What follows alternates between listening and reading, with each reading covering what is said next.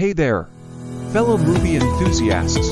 Today, we're diving into the captivating world of the legend of Robert Saka, the man who defied time.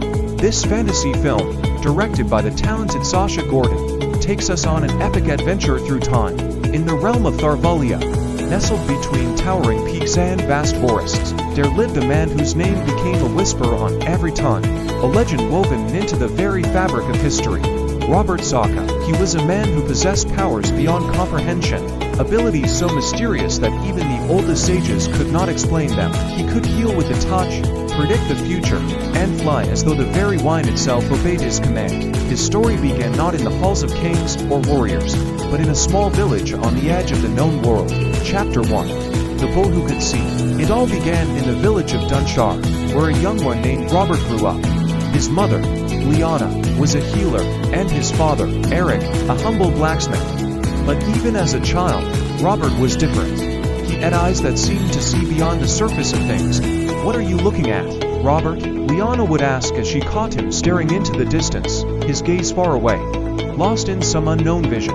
"I see the future, Mama," Robert would reply, though his woes lacked the arrogance of someone claiming to be special. It was simply a fact to him. "I see the paths of tomorrow. You're just daydreaming, my love," Liana would say with a smile, brushing his hair from his forehead.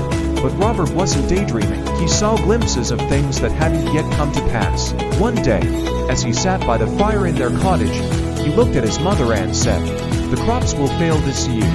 The river will dry out." Liana chuckled softly. "The river's always been full, Robert. Don't worry yourself with such things." But 2 months later, the river did dry up.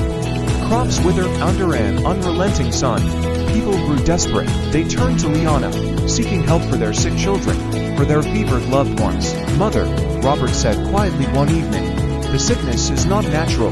It is the work of a shadow." His mother, though concerned by his words, did not dismiss them. She had heard of such things, the whispers of darker forces in the world, and it was true. The village fell ill, plagued by a strange fever that no herb or potion could cure. Desperation spread like wildfire.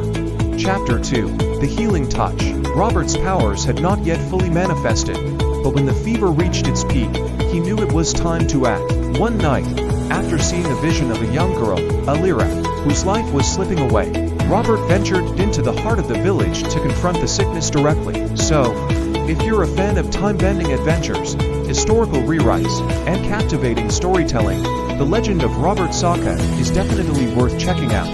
Thanks for joining us today, and don't forget to follow and subscribe for more exciting movie content.